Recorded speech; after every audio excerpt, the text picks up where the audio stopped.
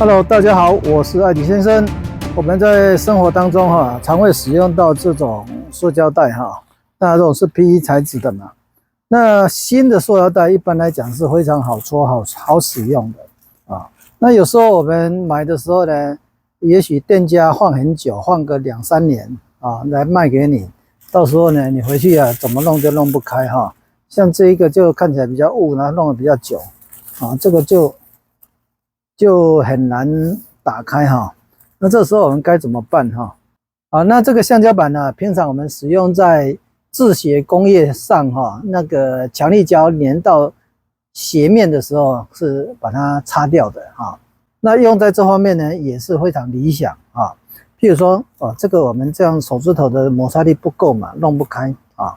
那你就上面一片下面一片，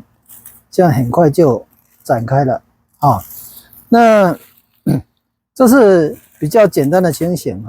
那像我们这种卷筒状的这个一买来一用就用个5年10年那它就粘得非常紧的这个怎么搞都搞不开也是一样我们也是一块换平的增加摩擦力一块用这样子这样就点开了，有没有看到你看它很黏，都黏住了那这个是属于意外状况，因为你用太久了塑胶材质肯定会发生这种问题那有些产品就算是新的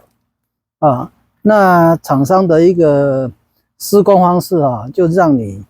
很难拆开像这种编织袋，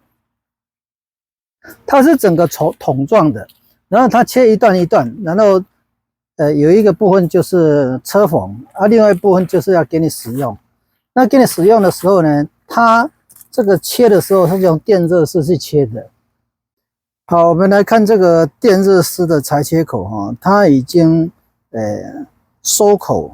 融接在一起了你要跟它拨是不容易拨的就这样子。那这时候呢，我们一定要用这个方式来把它打开一个在上面，一个在下面这样就有办法把它拉开了。